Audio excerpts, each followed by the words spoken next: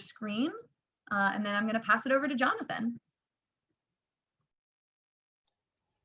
Awesome. Thank you, Laurel. Welcome, everybody. It's good to see so many faces here. I know we're having some folks who are joining us tomorrow and who might be popping in here as we continue throughout this session as well and the next. Just want to welcome you first and say thank you for participating in Legislative Advocacy Day. I see quite a few faces who have done this before, folks who are very familiar with the legislative process, who have been at our lobby days or legislative advocacy days in the past, and some folks who seem like they might be a little new to this. So want to make sure that we are creating a space where we can kind of start from a baseline where everyone has an understanding of how to most easily kind of access our materials, how to, as easily as possible, reach out to and engage with your legislators, and to make sure that everyone's familiar with the issues as we move into tomorrow's legislative advocacy official day. So this is obviously an interesting space. I think at this point we're all very accustomed to Zoom and very accustomed to doing things virtually at this point. This is the first time that we have hosted, at least as part of Legislative Advocacy Day, virtual sessions like this. We did kind of tinker with and try out some virtual advocacy back in 2018 and created some tools for that back then. But this is the first time that we'll be doing most of our activities completely virtually. So there might be a few kinks. There might be some spots where you might have questions where, you know, otherwise it'd be just easier to be connected in person and to get all the information face to face. But know that we're trying to build in as much time and space as possible for you to feel connected to staff and to be able to ask those questions and to just feel comfortable moving into the activities today and tomorrow. So with that, I guess I will go ahead and ask Laurel to advance the slide. So, you know what, before I talk about this, I should probably introduce myself. I feel like I know most everyone here, but there might be some folks who don't know me. My name is Jonathan Iglesias. I'm the policy director with the Action Alliance. And you have quite a few policy wonks in the room who support me in my day-to-day work, who are on the Action Alliance's policy committee, who are on staff, who help to shape some of our positions and really just kind of understand the issues a bit better. So know that there are a bunch of resources in the room. And while I may be speaking about these issues and sharing our positions and some of our legislative priorities with you, I am by no means the expert. And there's a lot of knowledge in this virtual space and a lot of brains to call on here. So this was just a slide to basically tell you we are not alone in this virtual space. Our entire legislature is navigating this kind of new and at times challenging session that is being held mostly, almost entirely virtually. At the top left there, you see a House committee, a joint committee meeting of House of Delegates members who are conducting business entirely virtually, most from their homes, some with really, really terrible backgrounds and terrible angles and stuff like that. But that's where we are right now in 2021. So just know that no matter how you show up and what kind of meeting you have, whether it is old-fashioned over the phone or over Zoom or an email, it's all fair game this year. And legislators are used to having folks reaching out to them in these virtual spaces. At the bottom of the screen here, you will see the Senate meeting. The Senate is actually meeting in person this year. A lot of their committee meetings are being conducted in person, and they've been taking a lot of precautions to make sure that folks are safe and that they're just conducting business in a way that makes sense for them. In the bottom left corner, for those of you whose senator is Senator Barker up in Northern Virginia, you may already know about this, but he has what is affectionately known as the Barker box. Senator Barker is open about just having some other illnesses and kind of immunodeficiencies that require him to be in this encased box during sessions. So it is a weird and wild place to be, and just know that we're all kind of navigating this together, and your legislators are expecting that that you'll be contacting them every which way. So next slide, Laurel.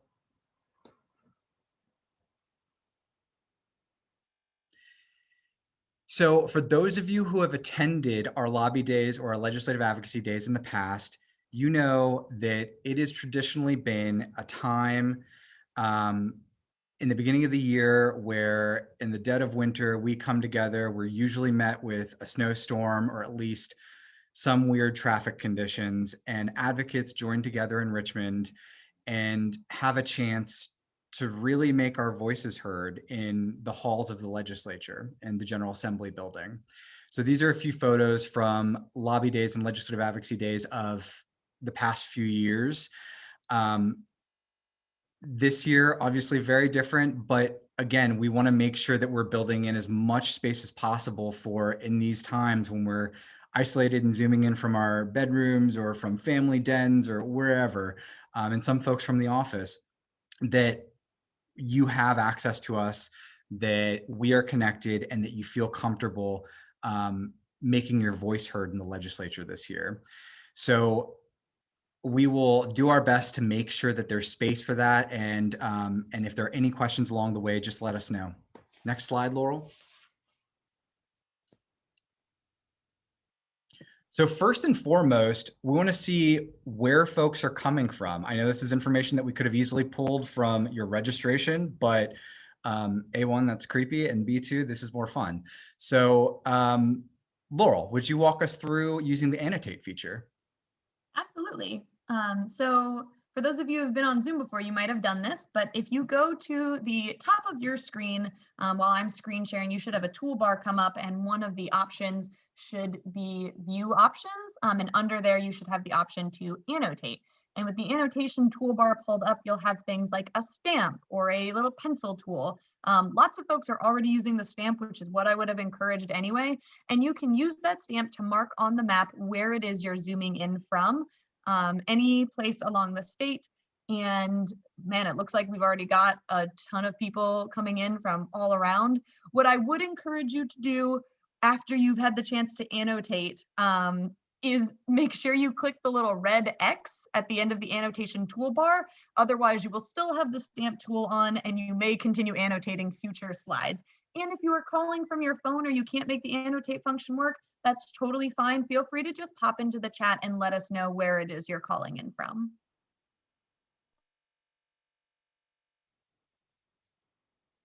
We got a lot of Richmond folk here, but really a good spread all over the map.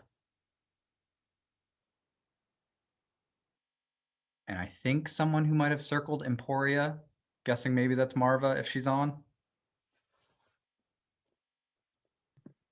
I also see a big line at the top, which could have been a mistake, but it also could have been someone who's, from Maryland or DC, for all we know. I do think I saw some of the Jewish Coalition Against Domestic Violence folks here.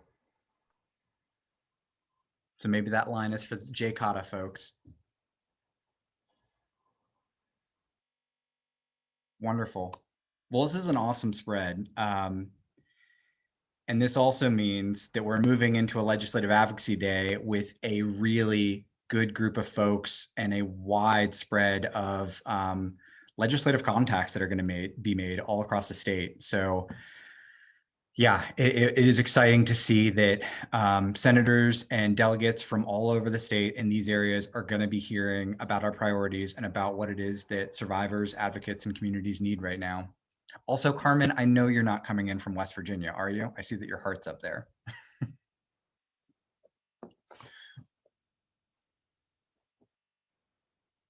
All right, let's go ahead and clear that and move on to the next slide if we could.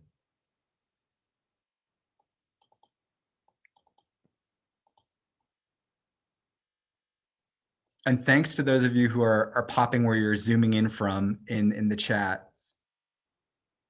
You will also notice Laurel is doing an incredible job of making sure that all the resources are in your inbox and in this chat function here. So um, if you love my background, if you adore my background, you can steal this look.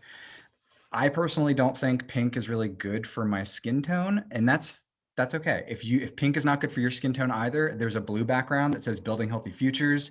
You can choose. You can go with whatever color really suits your mood or looks good with your skin. So, but I just feel very committed to funding prevention this session. So that's why I went with this one. So feel free to grab those links and use those today and tomorrow as you're Zooming in with folks.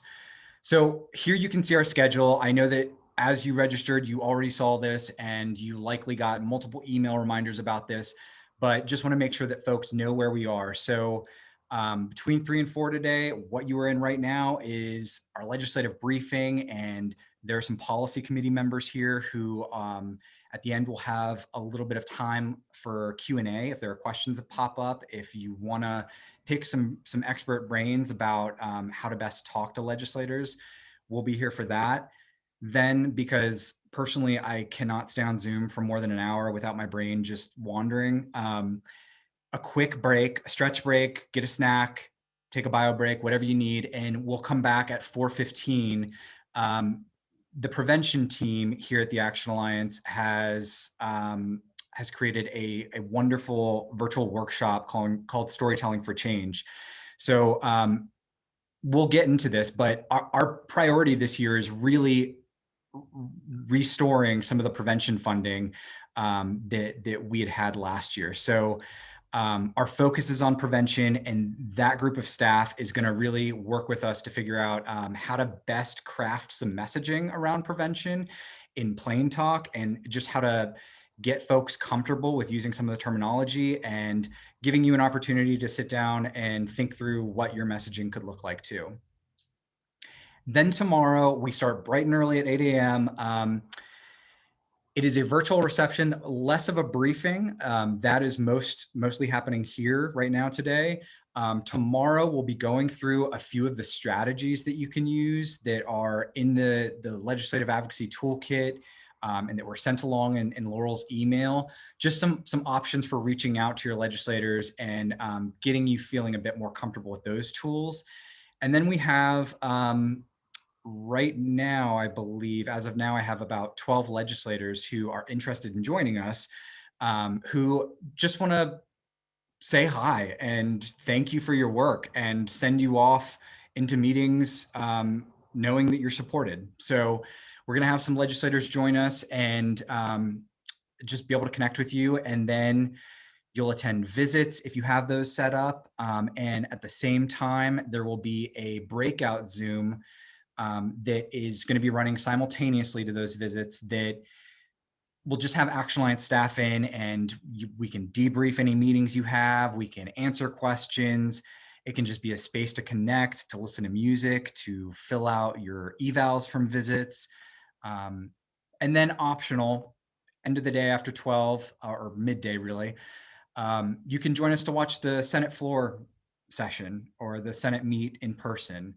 We'll be streaming that, and throughout the afternoon there are committee meetings and bills being heard, so you're welcome to join those if you'd like as well. Next slide, Laurel.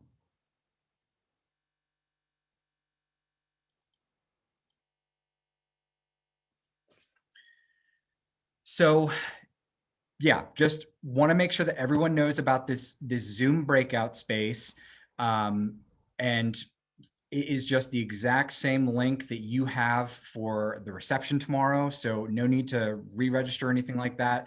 Just pop open that link that you have and join us. And we will be there to support you. Next slide, Laurel. All right, so now let's get into the meat. Let's talk about, or tofu, whatever your preference is. Let's talk about what is on the agenda for us this year. Just know a quick note before we dive into this. There's a lot of material here, and I'll be running through it fairly quickly. But if there are any questions that pop up, or if you want to discuss something a bit more in detail, I'm happy to do that either offline um, or to hang out with you afterwards here and just make sure that we get answers to your questions. Also worth noting, our agenda is, I mean, I think that there are a lot of things here that are really relevant to advocates and obviously that feel like priorities to us. There's a lot that's up for debate and a lot of really wonderful proposals that are currently being considered by the legislature. So you may have heard of some things that we are actively working or that we are testifying on or in opposition to that aren't necessarily on this list of priorities. So if there's an issue that you've heard of and you think we should be taking action on it, let me know. We may be doing that, and it may just not have made it onto the 1 or 2 pager here, because I didn't want to hand you guys like a 5-page list of priorities. So that's why you're seeing what you're seeing. Next slide, Laurel.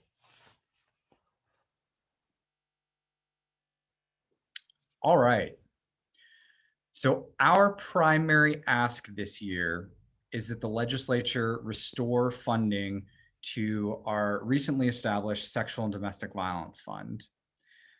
You may recall, particularly if you joined us last year, and this has come up in multiple ad hoc committees and work groups.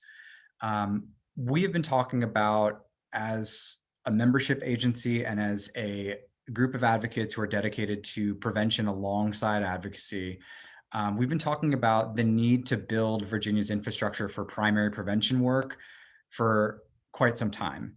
And I feel like most folks here are probably fairly familiar with prevention work and likely have a program that's operating in your agency, or you may be aware of one in your community. But for those who don't know, prevention is literally the work of addressing root causes and eliminating the conditions in which violence can occur, whether that be in a school, in a neighborhood, in a church, whatever environment or community is kind of the targeted community. That's what it is. It's a series of strategies and efforts to reduce the likelihood that violence will ever occur, or that victimization or perpetration will ever occur. So for those who may remember from last session, we were thankfully successful in establishing a brand new sexual and domestic violence fund, or a prevention fund.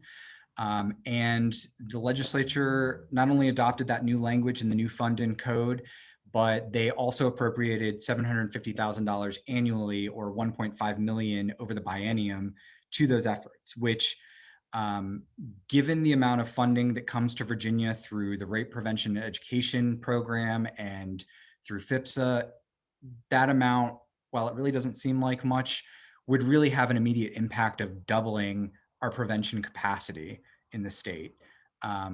That's around the amount of funding that goes out to sexual and domestic violence agencies currently in the state through those other federal programs.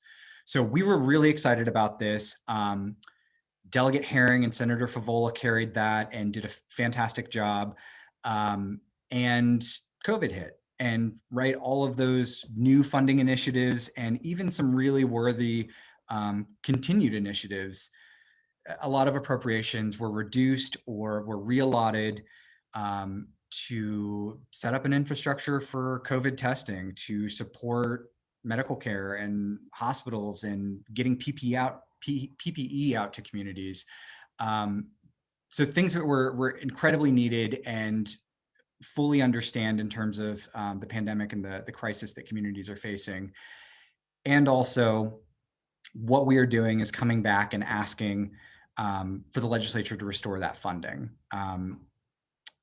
The state funds have fared fairly well during this pandemic, and we believe that it's time to make that investment in prevention. And we know, particularly right now, as communities are facing less housing security and a lot of joblessness. These are conditions, right, that are pretty ripe for sexual and domestic violence to occur. And there's a lot of public health data and national research that points to some of the most pressing causes or risk, those largest risk factors for violence being things like housing insecurity and financial insecurity and lack of access to healthcare. So we think now is really the time to be pushing prevention funding. And next slide, Laurel. And our team here has done an incredible job of building out some talking points and building out some tools, all of which you should have in your email that was sent from Laurel, and that I'm sure she'll be dropping in the chat here as well. We've developed some tools to help you communicate around this prevention funding ask.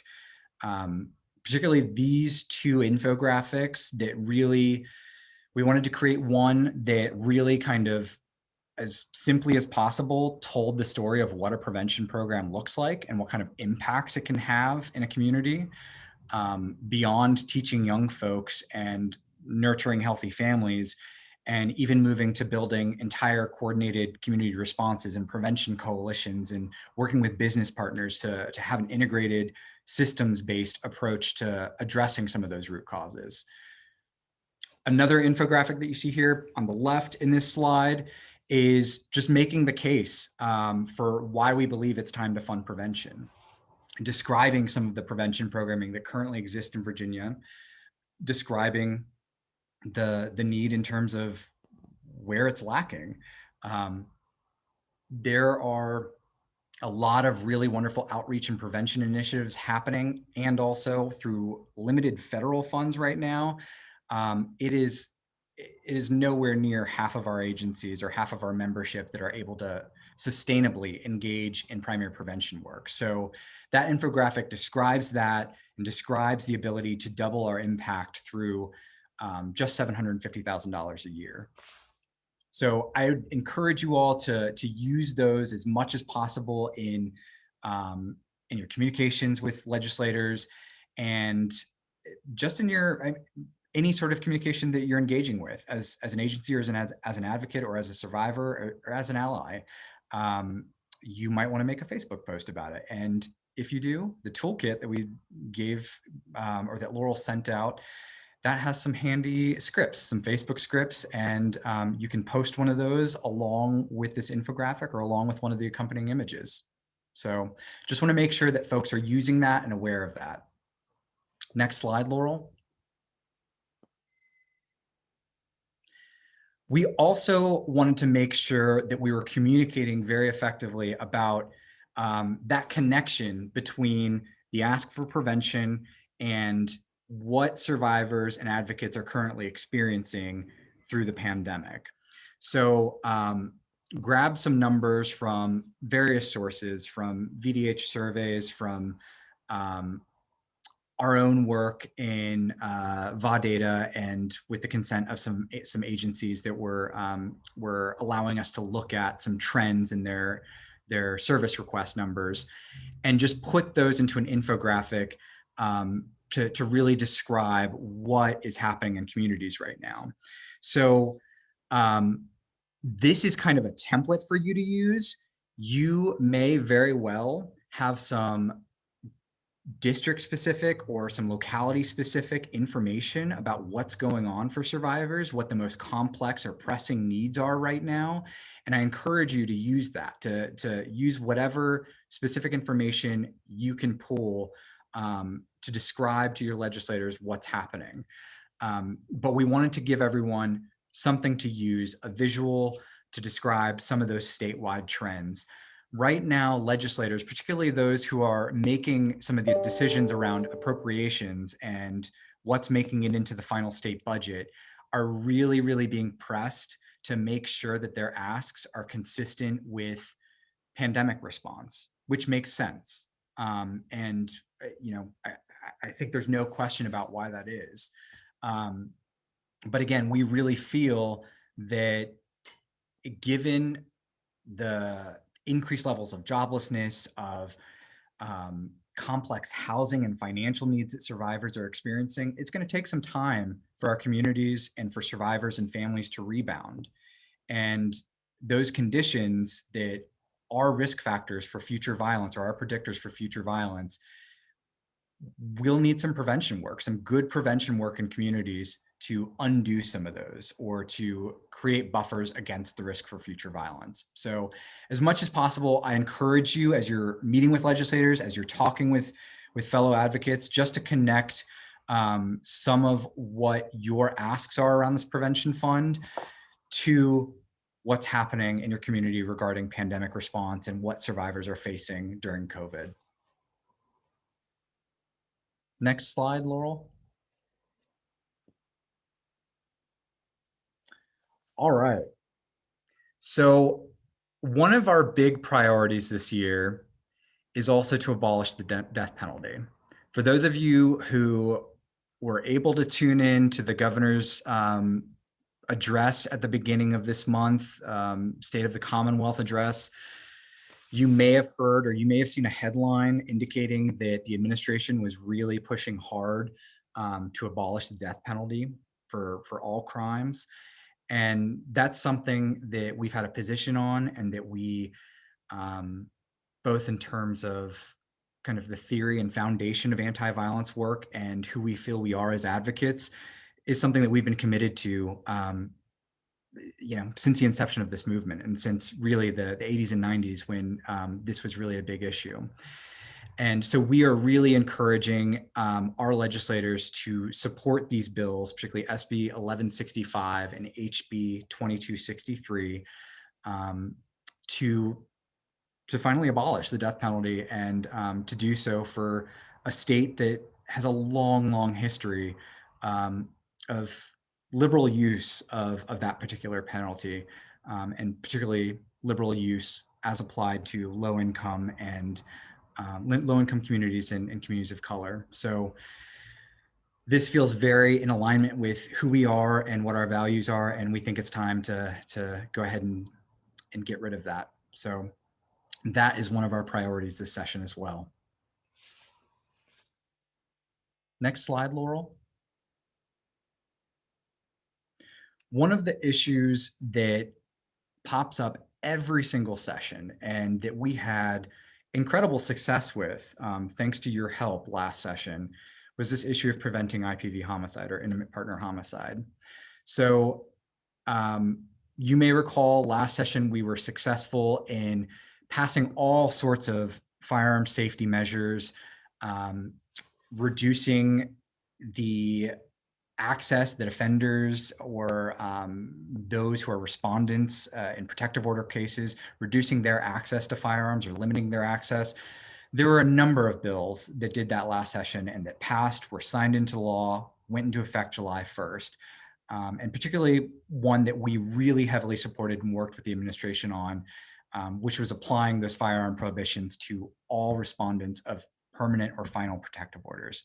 So I know you all have heard of this and been advocating for these issues for years and years and years, and have been amplifying our talking points and bringing those stories of survivor experiences and being threatened with firearms, and bringing those to the legislature and to your policy leaders, and just being effective and communicating around why this connection exists and why it is we need to be serious about it. We are asking this session yet again to support an opportunity that we see to reduce offender access to firearms. So Delegate Kathleen Murphy in the House is carrying HB 1992. She's carried this for a few years, and we've always been supportive of it and watched it, but it was not our priority. We wanted to first establish a process for the removal of firearms from respondents of protective orders. That felt like a very tangible task. Now that we've accomplished that, we are also recognizing the fact that those who have been convicted of assault and battery against a family or household member, they likely probably also shouldn't have access to weapons and lethal firearms. So this is a bill that would simply create a criminal charge, a violation for any person who has been convicted of assault or battery against a family or household member from purchasing, possessing, or transporting a firearm within a certain time frame. And you may see some of that language change to include restoration of rights after a certain time frame. But for right now, it's a pretty simple bill, one that's supported by the administration and one that we're supporting our partners at the Coalition to Stop Gun Violence and various DV and firearm safety advocates. We're just joining in coalition with them to make sure that we're supporting these efforts.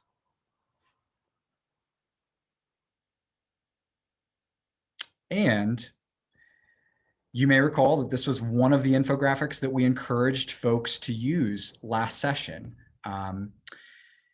This is still a wonderful tool, and just want to make sure that folks have access to this. And if you are making posts on social media, if you are sending a legislator, some talking points or your position on this issue, just that you know that you have a visual to use here, something to make it a bit more interesting and to really kind of take a complex topic and distill it into a few quick sound bites that we feel are pretty compelling. So use that as much as possible. And of course, if there are any questions that pop up or any way that we can help you in crafting that messaging, let us know.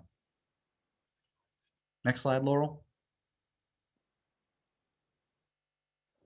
All right. Our next priority is repealing Virginia's prohibition on LGBTQ marriage.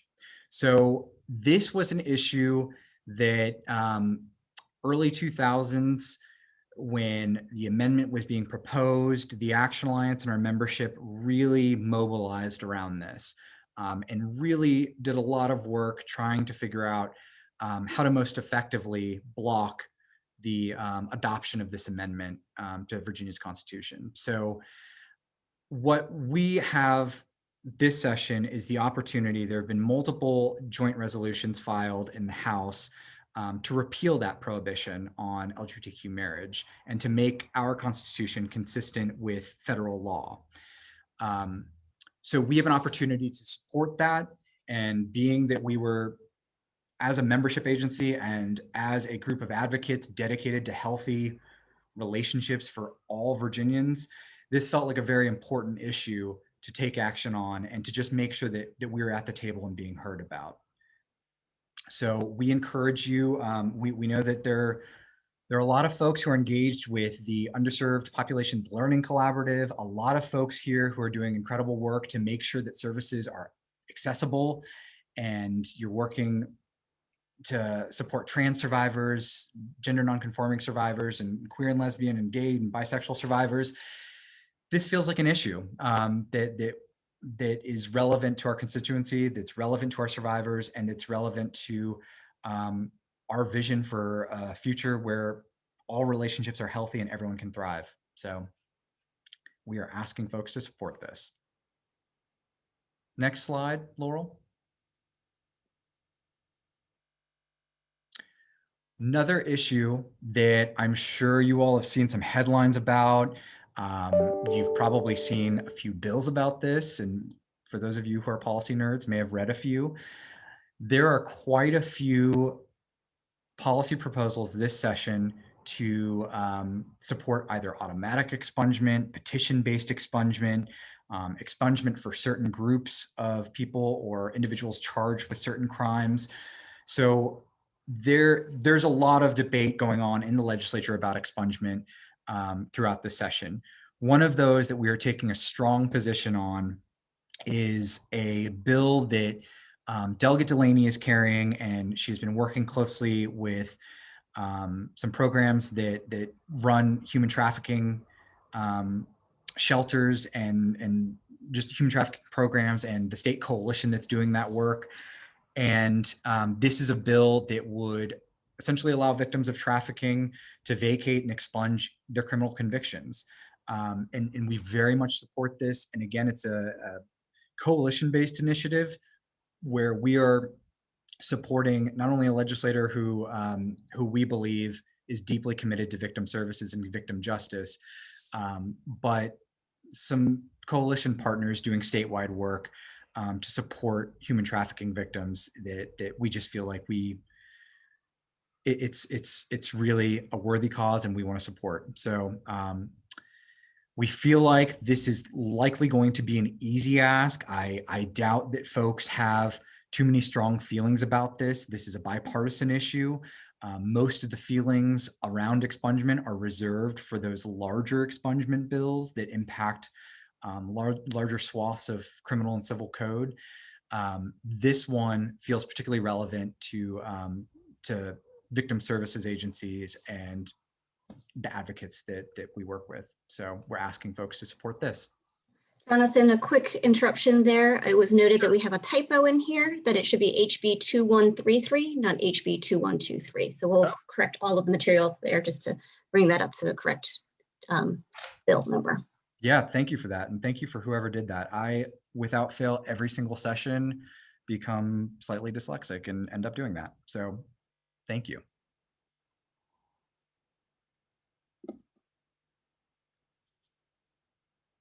All right. Thank you, Laurel. So another issue that we are taking a strong position on and likely comes as no surprise to folks is a series of bills to eliminate mandatory minimums. I don't have the House bill here, but there is a House bill to do the same. This is an issue on which we have taken a position since the 90s, and you know, it's a complex issue, and a lot of legislators that fit into the camp of tough on crime and believing that you know, some of these systems-based responses really operate and are there for victims, they're likely going to lean heavily into the need for mandatory minimums.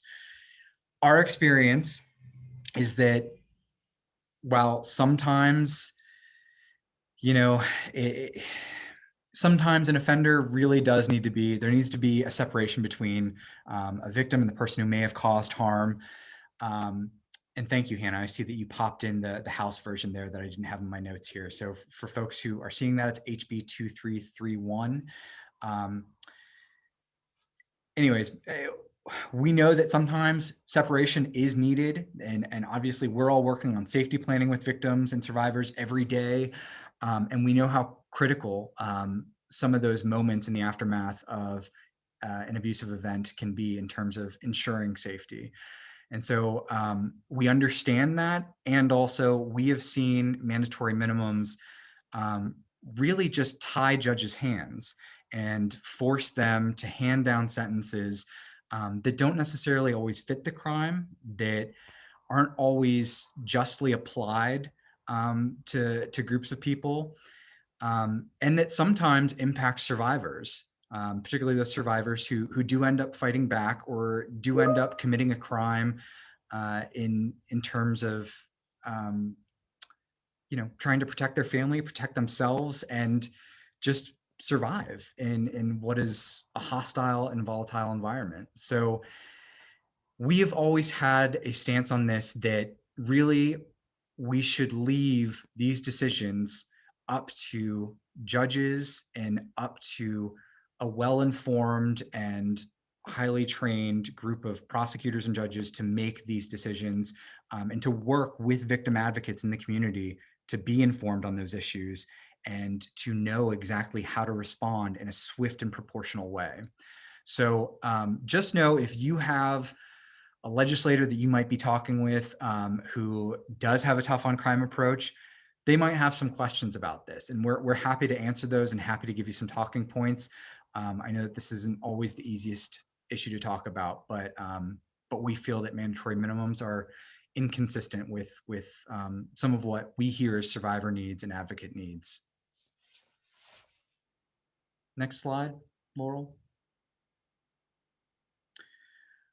All right, and there is a bill that is up this session, that was up last session, that we supported, that has been titled the Reproductive Health Equity Act, that really has a lot of support and we believe will pass this session, but essentially requires the Department of Medical Assistance Services and various state secretariats to revise health benefit plans to include a full spectrum of reproductive health services.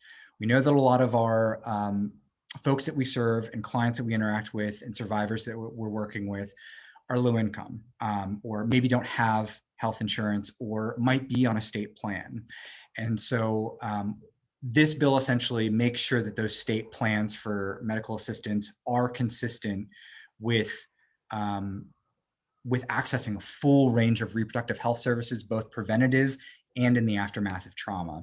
So this is something that we really believe is vital, particularly to low-income survivors, and it's just really aligned with our vision and values around reproductive justice. Next slide, please. All right, another big issue that we are supporting and that we feel families and communities are in kind of dire need for right now is the ability to access a state paid family and medical leave program.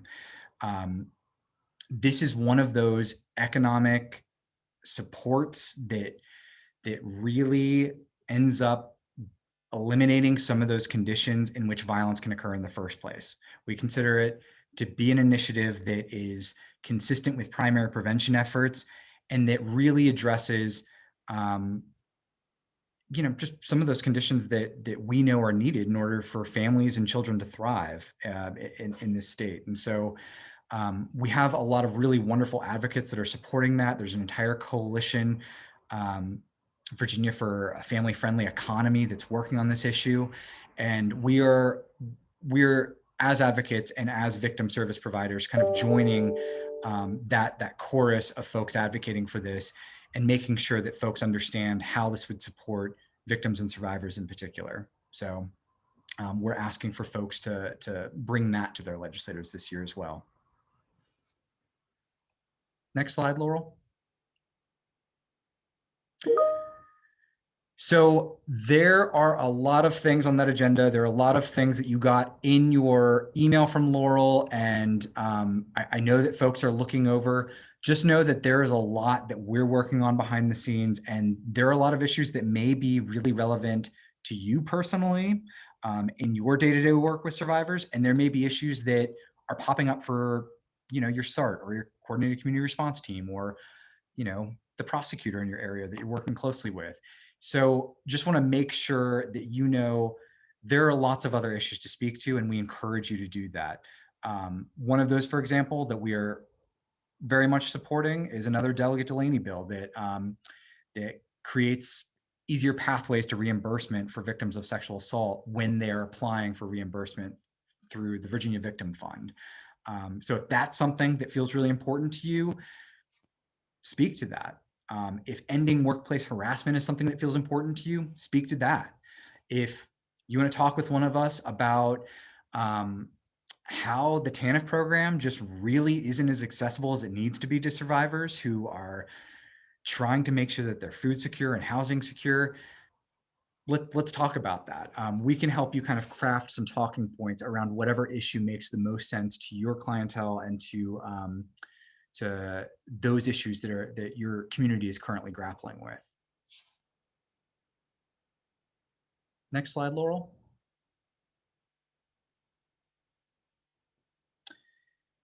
And I wanted to go ahead and, I think you guys have listened to me ramble on long enough, segue into a little bit of discussion about meeting with your legislators, and just make sure that you have a little bit of time and space to think through that and to hear some tips from some folks who have done this.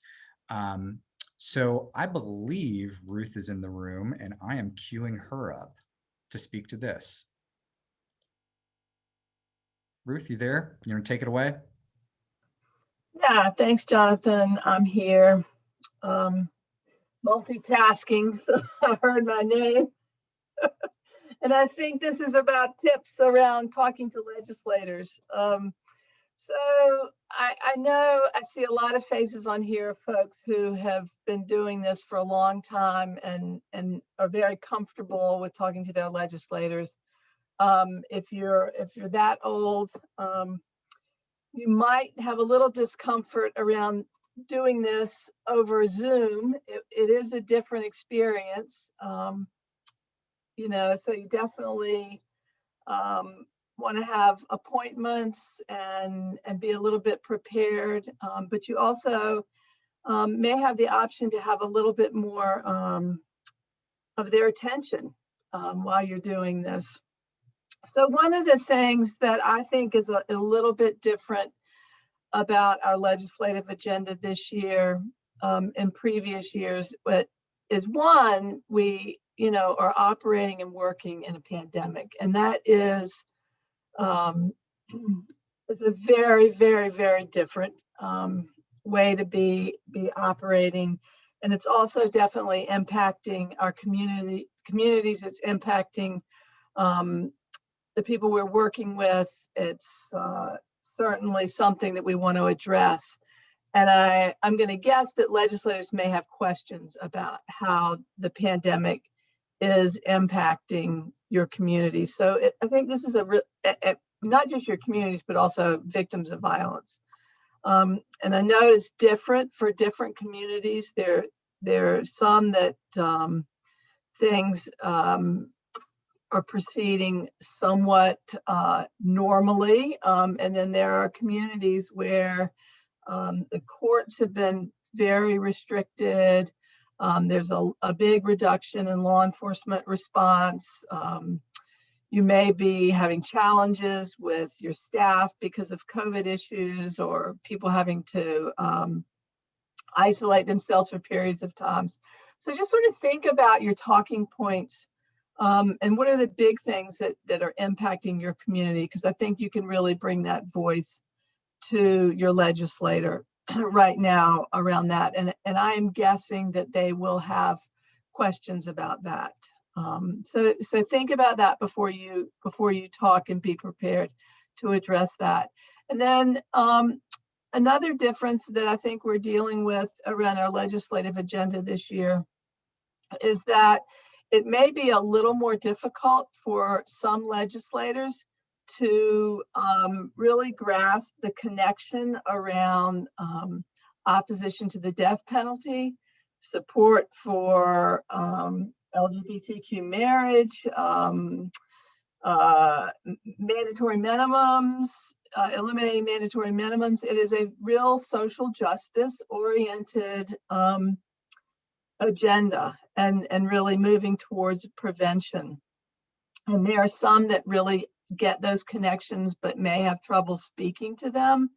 And I think really messaging your conversation with them about why it is so important right now to be supporting issues like eliminating the death penalty, abolishing the death penalty, and talking about sort of the big picture of reducing and ending violence, and being in a line with really creating communities that center the values of consent and understanding and compassion and kindness, restoration, all of those things, and really helping them to make those connections and understand those things. And this is the time we have to move some of these big issues. And I really encourage you to push and write letters, write letters to them too. I think that's a really good thing to do, kind of an old-fashioned way to communicate, but you can email them. But handwritten letters are really great ways to get your thoughts down, make the connections, and I think legislators appreciate that. They're people like you are. They generally, I actually will have to admit, I have not talked to a legislator this session over Zoom. So I'm guessing it'll be just like in person, other than you have their, I think, full attention.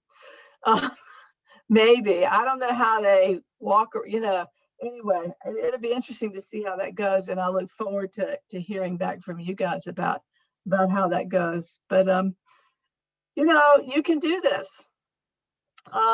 We have an opportunity to make some really big changes in Virginia around really making people's lives so much better in so many different ways. And, you know, be bold, get out there, do it, put a pretty background to, you know, I don't know, have your pets in the picture. And that's a great way if you feel a little nervous, you know, bring a kid, sit them on your lap, something like that. But we can do this, and we've made great changes in the past, and we're here to support everybody. If you have questions, as Jonathan said, just reach out to any of the staff. It's great to see so many new faces and so many old friends on my computer screen, and I just want everybody to know that we miss you. We miss seeing you. So, yeah. How's that? Thanks, Ruth. I see I have a there's a slide up here. So read that too. Yeah, read that and you'll just be ready for your meetings. No, but really, we do have a lot of folks. I know I've seen names in this room of people who have already met with their legislators this session, some who are in continual conversation with them. So like I said at the beginning of this, there is a lot of wisdom in this virtual room.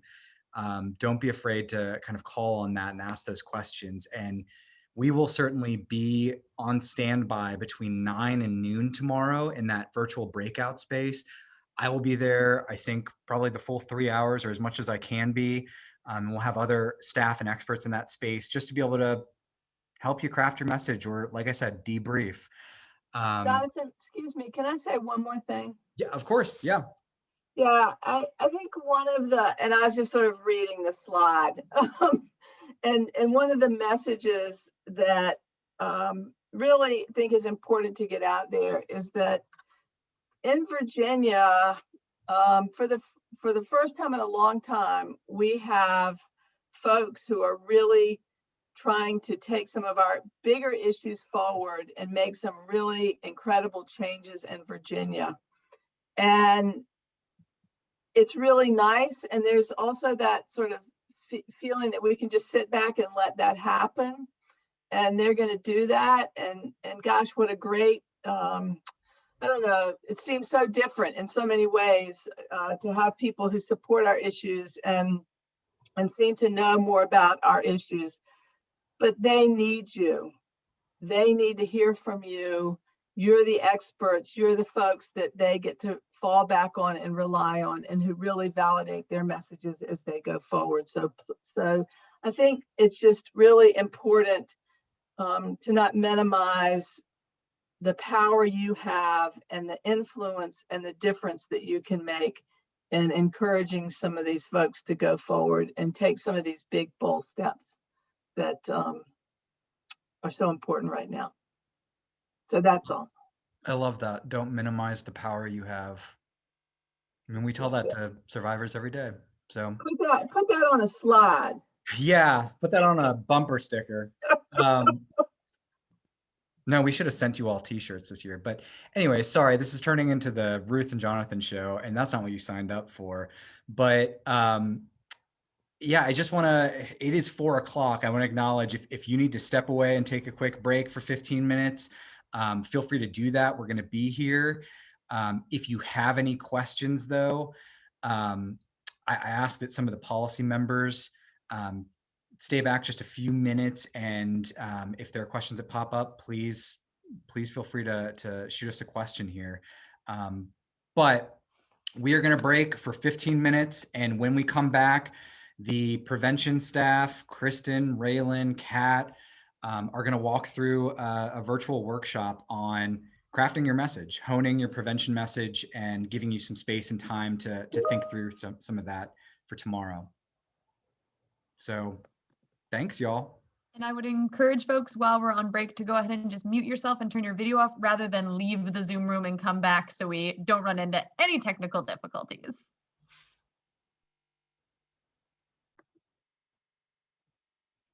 And then Jonathan or Kat, whoever really, whoever comes off mute first. Jonathan.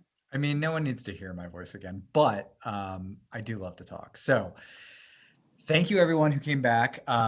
We did get some questions in the chat, and keep those coming if anything pops up, but we have some prevention experts who are probably going to rock your world with the workshop.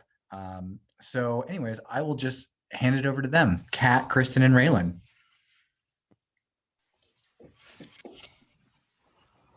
Hello, everyone. My name is Kristen Pritchard. My pronouns are she and her, and I'm the Sexual and Reproductive Health Promotion Manager here at the Action Alliance.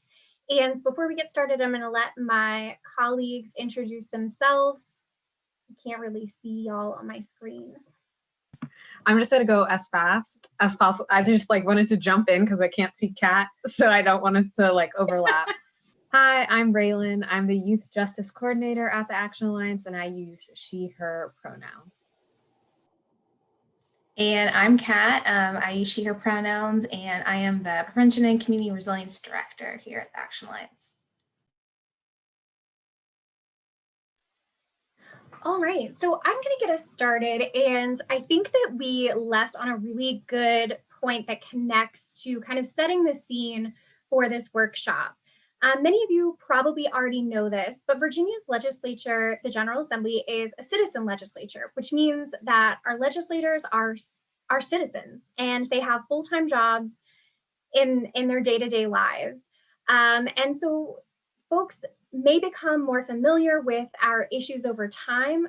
You all are really the experts on sexual and intimate partner violence and prevention in this case. And so I wrote down what Ruth said, that don't minimize the power that you have.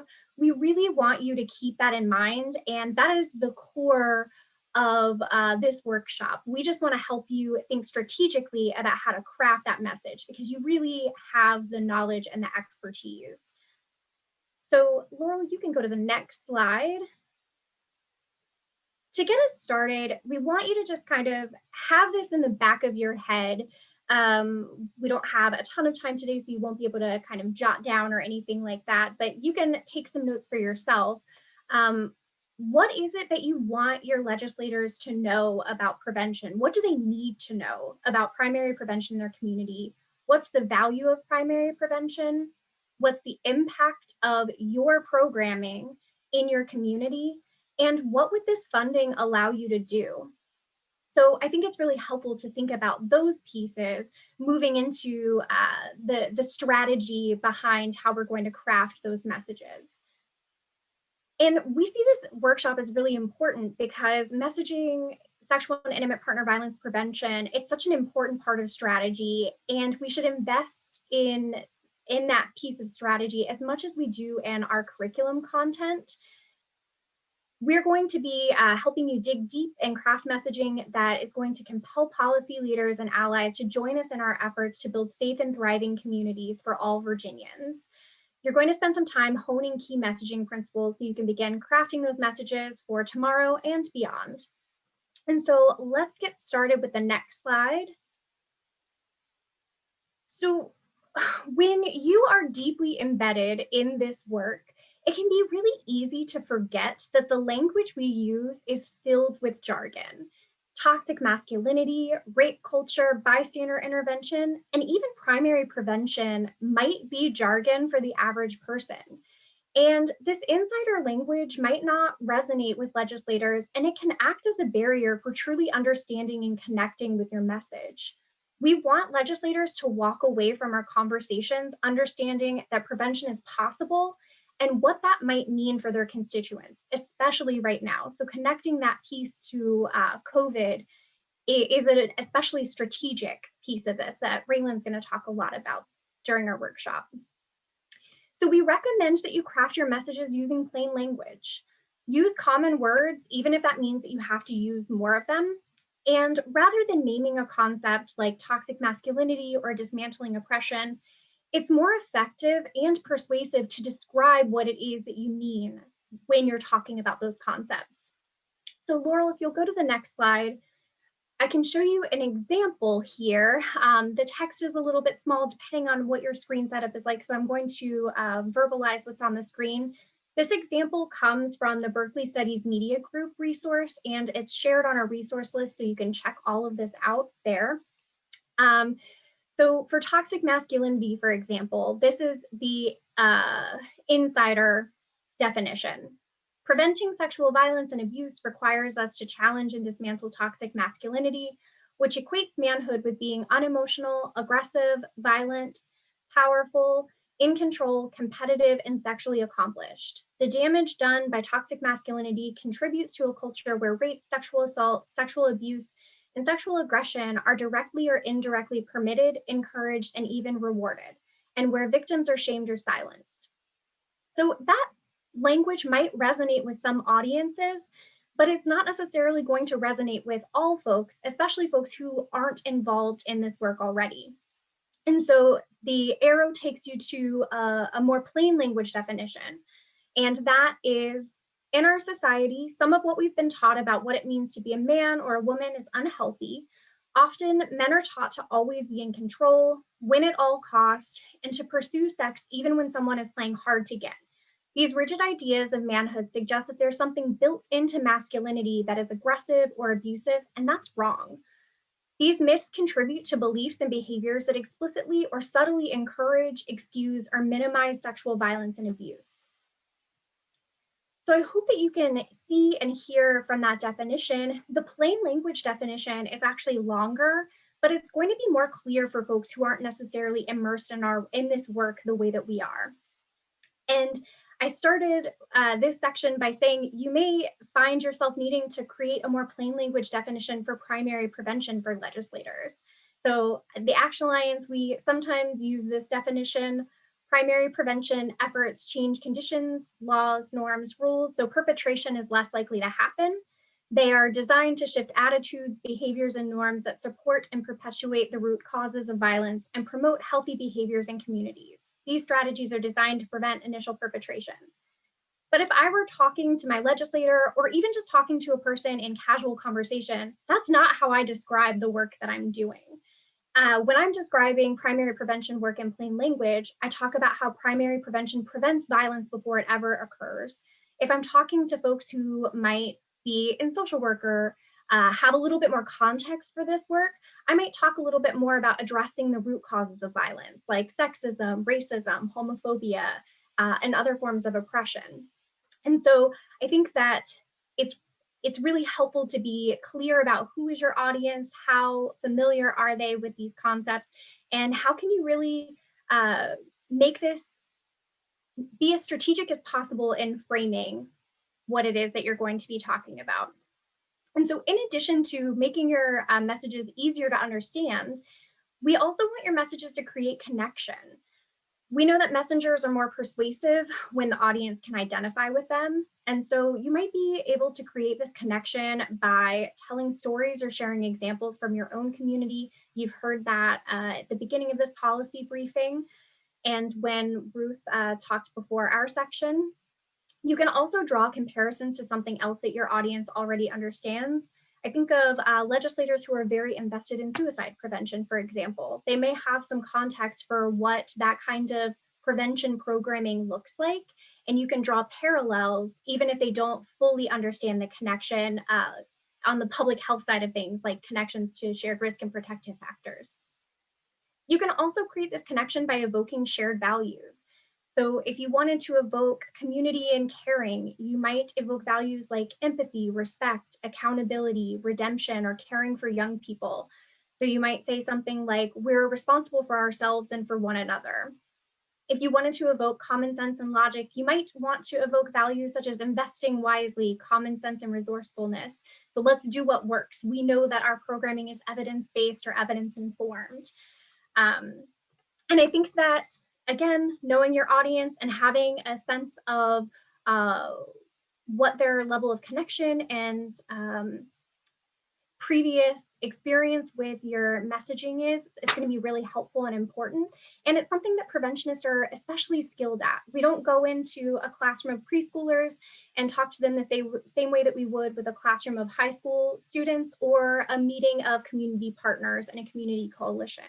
And so I think that really lean into your skills, practice clean language, create that connection. And I'm going to pass it to Kat, who's going to build on these ideas. Thanks, Kristen. That was great. Laurel, if you want to go to the next slide. So even though we're here talking about working towards and messaging primary prevention, we want to talk about the ways we discuss victimization and perpetration directly contribute to our ability to build a culture of prevention. Whether we're making a proactive statement or responding to questions or statements from others, the language we use conveys a lot, and sometimes almost a hidden meaning. So one of the reasons we're talking so much now about shifting our language towards accountability is rooted in what they often call in communications frames. Frames affect how people understand and make sense of the world. And without even knowing it, it creates meaning for us. And in the US, a really common frame that people use to understand the world emphasizes personal choice and resolve. They call it rugged individualism. So the Berkeley Media Studies Group says that for most Americans, rugged individualism is the starting point for any conversation about how to solve a problem. We call it the default frame because there's no alternative presented. It's where people's minds tend to go first. So if someone is asked why sexual and intimate partner violence happens, they often focus first on the behaviors of the people involved in the assault. That might mean questioning where the victim went, what they drank, what they wore. Another effect of this default frame is that it leads us to only think about the problem and the solutions at the individual level, instead of thinking about changes to communities or institutions that also need to happen, and that is so much of a focus about where primary prevention lives. And so that gives the stage to why these 2 points are kind of important when we think about our messaging. So the first is focus on conduct, not character. Laura, if you go to our next slide. So this emphasizes a key point in that there are deep-seated misconceptions about who commits sexual and intimate partner violence, and that they must be depraved, bad, or somehow other than the rest of us. So if we view the people who commit sexual intimate partner violence as bad people, then how could we ever accept any accountability when we cause harm? If we can't accept that regular people, everyday people cause harm, then how could we ever accept that it's committed by our family members, our friends, our coworkers, our classmates, or our neighbors? So in the left, you'll see when we use labels such as offenders, abusers, perpetrators, and rapists, sometimes for people outside of our field, that language becomes a way to distance from the reality of sexual and intimate partner violence. You'll hear more things like, well, that's not who I am. This isn't about me. They're not talking about the things I've done. Or, but they're a good person. They're not a fill in the blank. They're not a rapist. They're a good person. I know them so well. They're not a bad person. So there are really good reasons in our field why we use this language. But when we're talking to people who maybe don't have the experience of working in this field and using these terms the way that we use them, we can sometimes lose our point. And so you see that the box shifts, that instead a way we can counteract this default frame that impacts the way people hear sexual and intimate partner violence is that we can instead name the actions and behaviors. And so this is sometimes, we can think of borrowing this way of using language from person first wording. So using things like people who commit sexual violence, people who abuse others, someone who has caused harm. And so this puts a lot of focus on the action. It kind of sets us up to build the case for prevention. So instead of thinking, well, there's nothing that can be done, some people are just fundamentally bad, they're harmful. Instead of thinking, the people in my lives aren't that, and so I don't need to talk to my family, my friends, my coworkers, et cetera, about their behavior because they're not bad people. You took that out of context. It's not as bad as it seems. right? And instead, when we focus on the behavior or on the conduct, it builds this case that your audience you're talking to can move beyond thinking about a few bad people whose behavior can't be changed, and instead sets them up to think about the way that their actions, their conduct can be changed. And if that's possible, then prevention is ultimately possible. We're on our next slide.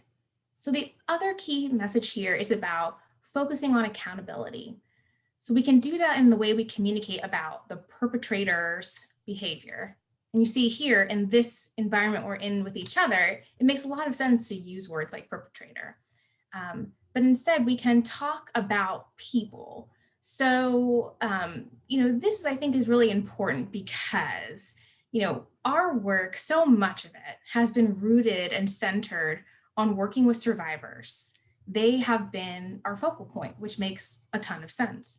But sometimes because they are our focal point, we unintentionally over-center them in how we respond.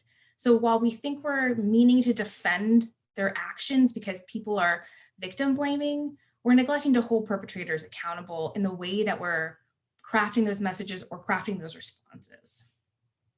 So this really can reinforce a prevention message that only the perpetrators or the people who've committed the harm are responsible for their actions, and they're the ones able to prevent it from happening by the way that we describe it. So some small shifts in language can make a pretty big difference in the way people hear what we're trying to communicate.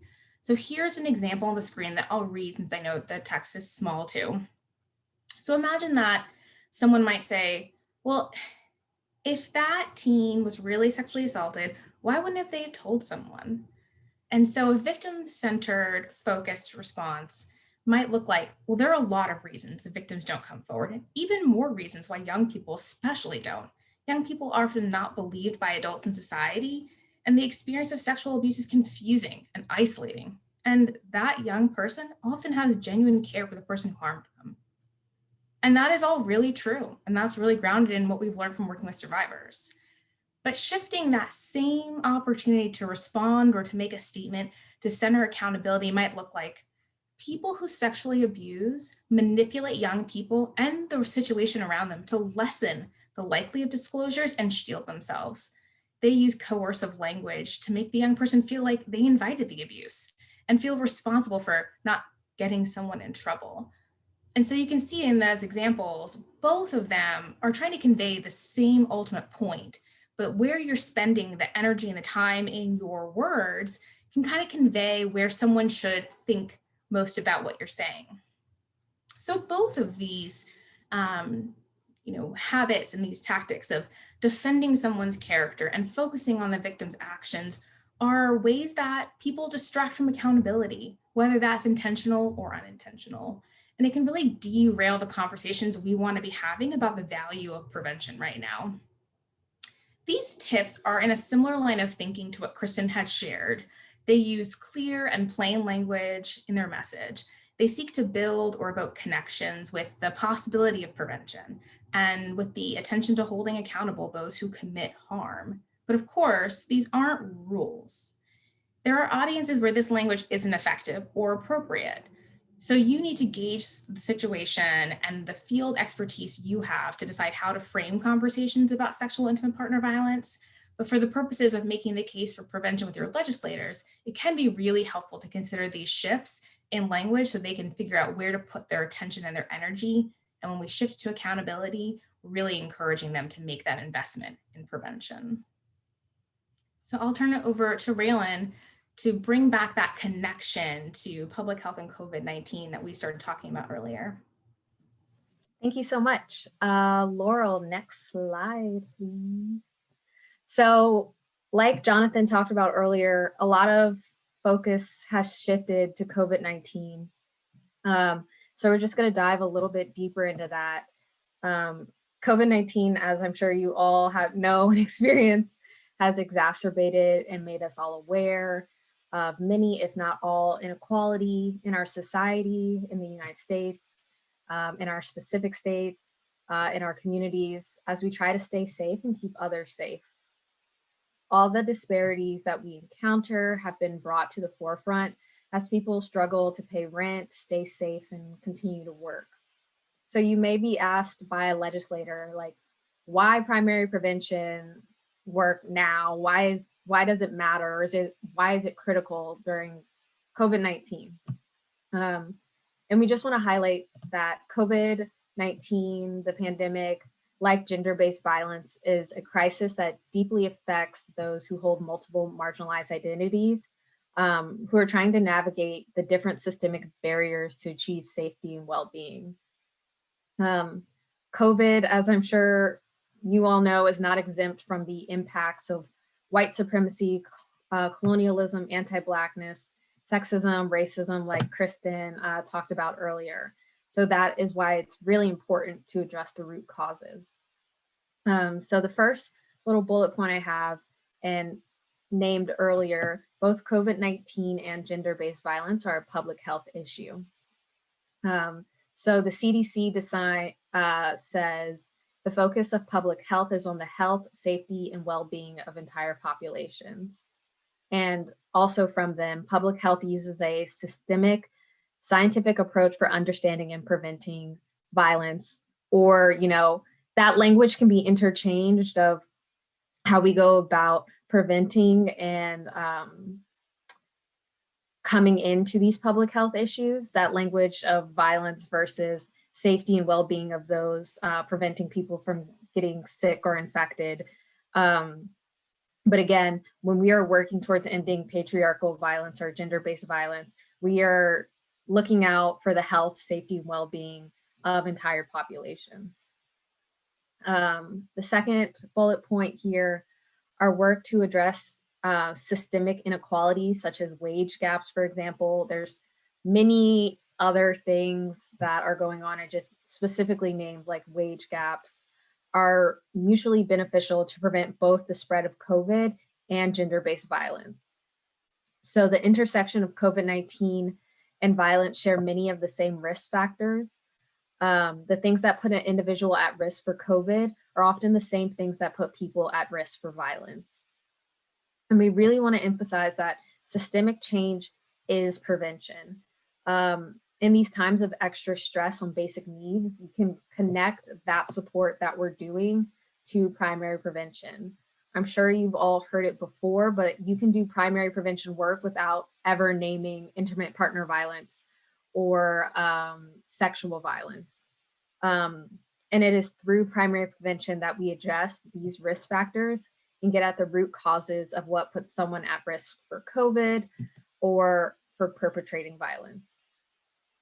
And then the last thing we have here, and then we'll go deeper in the next slide, primary prevention at the community level sets up networks that support COVID efforts. So community level prevention explores the settings such as schools, workplaces, and neighborhoods in which social relationships occur, and seeks to identify the characteristics of these settings that are associated with becoming victims or perpetrators of violence. Prevention strategies at this level impact the social and physical environment. So for example, like I said, I named before, like wage gaps. Other things are reducing social isolation, improving economic and housing opportunities in neighborhoods, as well as the processes, policies, and social environments within these settings. So just for a more tangible example of what similar risk factors. So we know with like disparities in income, sometimes people don't have the finances to leave a situation, or their resources are limited of what they can access within like that income bracket in terms of gender-based violence. But we also know that that certain jobs require people to continue to be in person, and thus putting them at risk for COVID. So we see these things overlapping, and they're both primary prevention work as you're advocating for those needs. Next slide, please, Laurel. Thank you.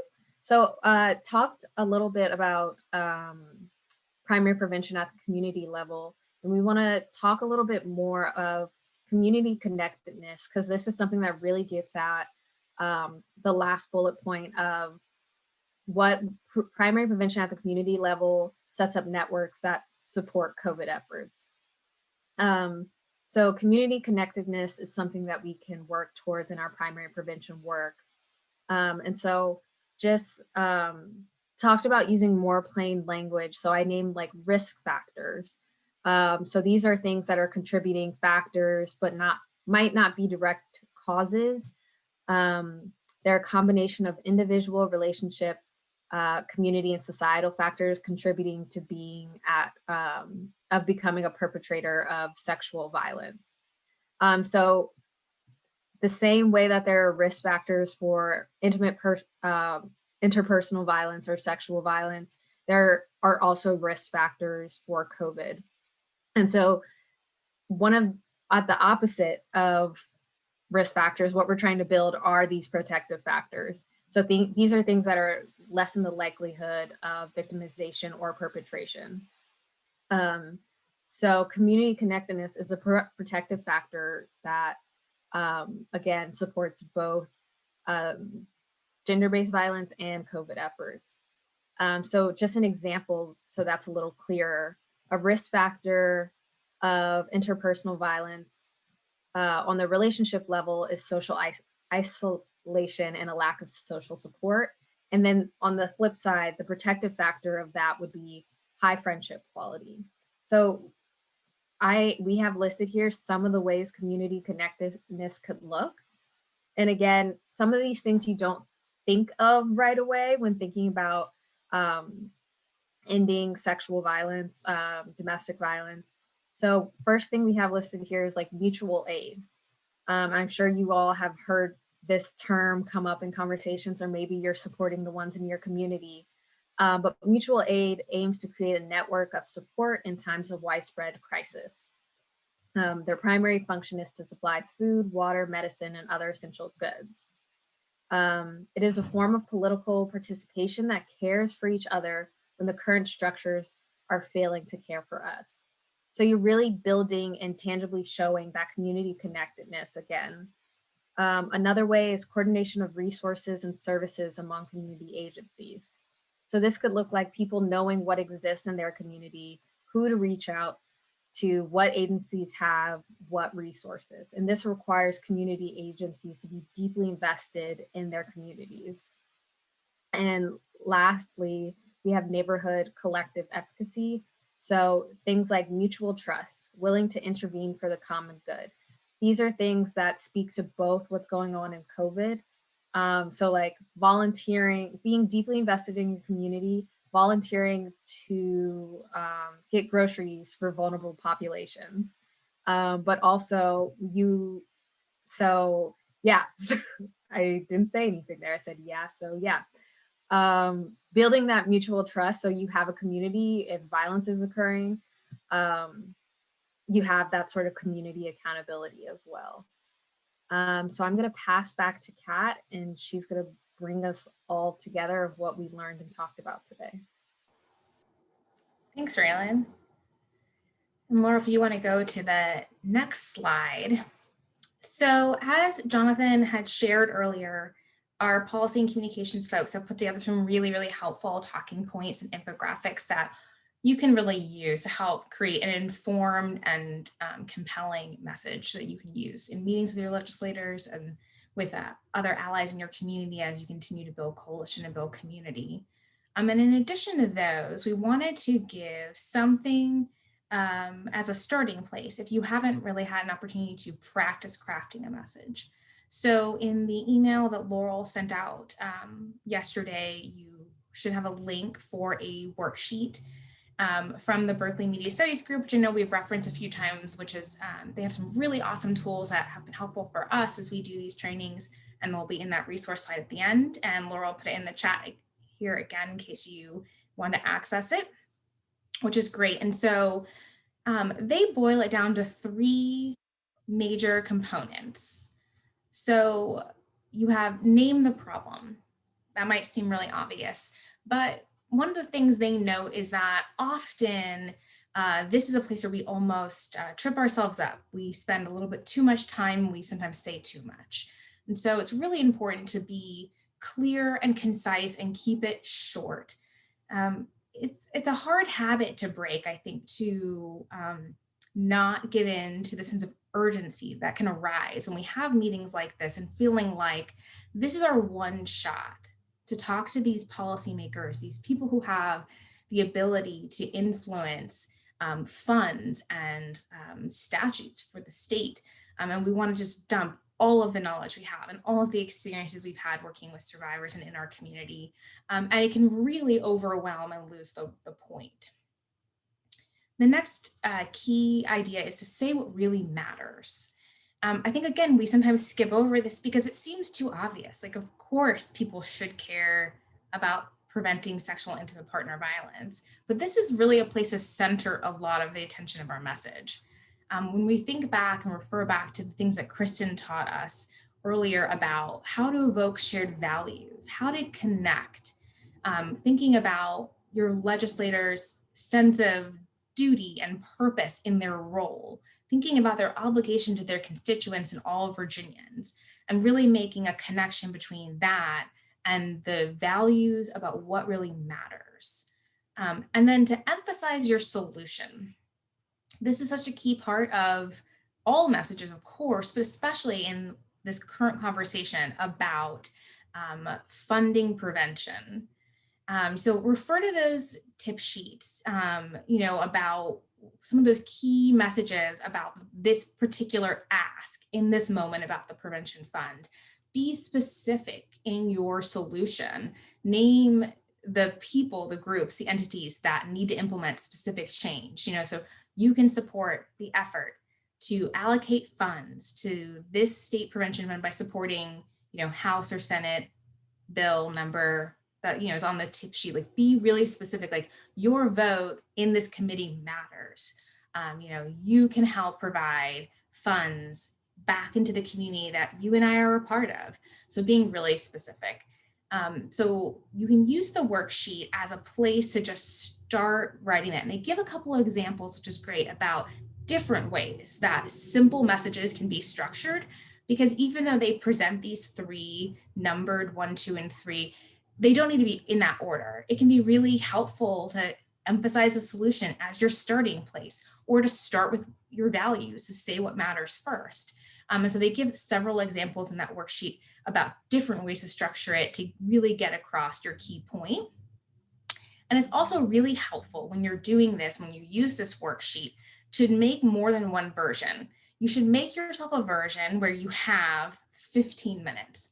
Make yourself a version where you have 5, because you don't want to have only the long version, get told you only have 5 minutes, and then you haven't figured out, shoot, I had these 12 things, right, that I wrote out that felt really important to me, and I haven't had an opportunity to prioritize them, to figure out which things I would say first or say only if that's all the time I have. A few other tips we want to share when you're thinking about either crafting that compelling message or being prepared to respond to some tough questions that may come up in your visit or in conversations with people in your community and in your lives. It can be so helpful to think about some of those responses ahead of time. So when we draw back on all the lessons we've covered about shifting accountability, using plain language, a few of the things that come to mind are, a lot of the questions or issues that you may be talking about are really broad. How do we end sexual and intimate partner violence? Why does this happen in our community? These are huge questions. And it can be really easy to use that go to that tendency to try to answer every part of it, to give every type of example. But instead, it's a really a good idea to feel centered on your overall strategy. It's usually not possible to be both comprehensive and strategic at the same time. So when you have this limited amount of time, you often have to really go for being strategic instead of comprehensive. Another thing that can be really a pitfall that we can fall into very often is to try to answer a question or provide this laundry list of reasons or strategies. Again, this is another place to really stay focused on the overall strategy and then highlight just the key parts of the message. There are a lot of reasons to give about why sexual intimate partner violence happen, and what survivors need. And it can be really overwhelming for the people who are our audience if we don't pick just two things to really like center our message on. And then we want to notice and think about when a question or a statement is really reflecting back on that default frame of the rugged individualism. So asking what people can do to protect themselves from being victims is a really common question. And you can take that opportunity to shift your focus, pivot your response to accountability, and instead provide ideas about what the community or what the systems need to do to keep everyone safe, and how they can hold people accountable who do commit harm. So the real answer to how students can be safe and avoid violence is truly going to lie with talking about how changing the likelihood that other students will commit violence and harm and creating a protective environment within that campus versus giving someone the 12 different things a student could maybe do to try to lessen their risk of becoming a victim. Also, we want to avoid over-centering and spending too much time on the enormity of sexual and intimate partner violence. Keep it short and keep it concise to the problem. Instead, use that moment and that opportunity to share how you came to believe that prevention is possible. Share examples of what prevention looks like and how it's worked in the past, and the things that you are thinking about doing in the future when there are more funds across Virginia for prevention. And then the last tip really just harkens back on what Ruth said to us, is that don't forget that you're the expert. We know prevention works. We know that we have awesome tools available to us to build individual capacity for greater empathy and communication, to set up networks where young people have mentors, where they get to develop their leadership skills. There are some really great examples of what prevention programs look like in those resources that Jonathan shared. So make sure you feel really comfortable with the examples. If you're not doing prevention work currently in your community, but you're here to talk to them about why that fund exists, use those examples of what other communities are doing to say, we haven't had this opportunity to fund prevention here, but we know there are great success stories happening in these other pockets around the state, and they've been able to do these really wonderful things. It's just a really great chance to recenter your overall strategy. And just because you're the expert doesn't mean that you need to have every answer either. Feel confident in saying, this is my key point, and I'm happy to send you more later. You often can find that you're being derailed with very particular questions about stats. And so that's just a great time, instead of trying to dig your way through that conversation, to say like, I'll look that up and I'll send it to you later. And then reiterate your key point. So our hope is that you can combine the guidance from this worksheet that we gave you and these tips on making the case for prevention when crafting your message, and practicing some common responses to have in your back pocket, so that you can feel like you're really ready for anything that comes up and you're fully able to engage in the conversation with your legislators tomorrow and ongoing. And so I think Raylan is going to set us up for time to do a little bit of practice. Yeah, now we get to get interactive, which is super exciting. So when it comes to messaging, practice is so much more helpful than just like analyzing in your brain, just talking about it. So it takes practice to really come up with new words and responses. So we're going to go into breakout rooms of 2 or 3 people, and we're going to go until 5:10. So that's 15 minutes. So you can practice combining everything you've learned in this space, these key messaging lessons that we've covered, which were, again, using plain language, creating connection, keeping accountability in focus, working at the root causes, and linking to public health, and using the message development tips. So again, Laurel sent you all these worksheets that you can look through to guide you, so you can get started on crafting your messages for tomorrow and beyond. Yeah, and Laurel just put it in the chat. We'll be here. If you're having issues, you can send a message to the host. And so I'll pass it over to Laurel, who's going to get us all into breakout rooms. I just went ahead and opened them all, and folks can go ahead and make their way. And we'll stop the recording in the meantime.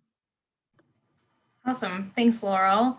So we hope that that was a great, just like, it's not enough time probably to like think through everything you want to think through with your message, but just to get started in that practice of trying to do it.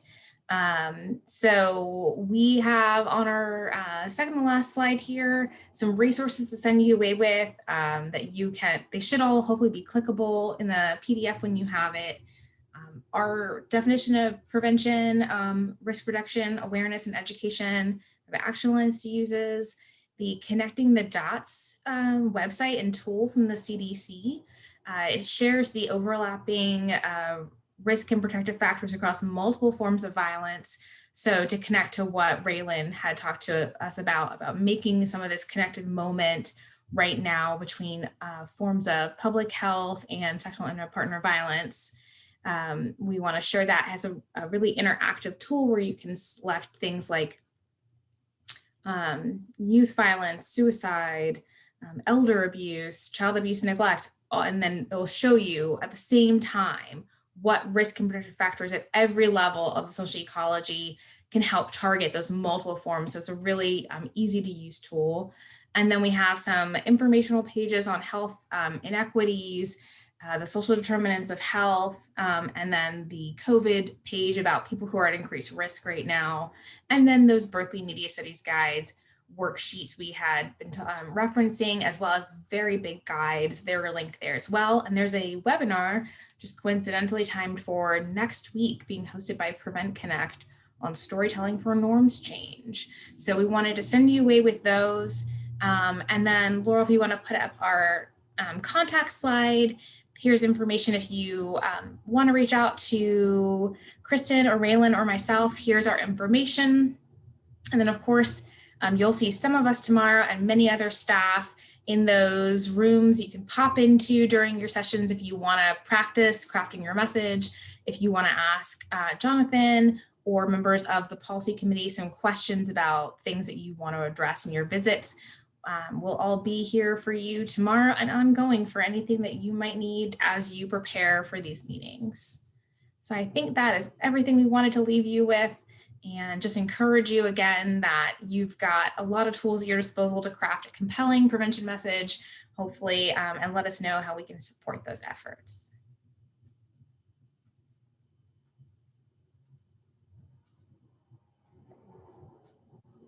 Hope everyone has a good night. We'll see you tomorrow. And we'll share the recording out. We'll send the recording out to everyone who attended today. Thank you so much. Wonderful. Thank you. Bye, thank you.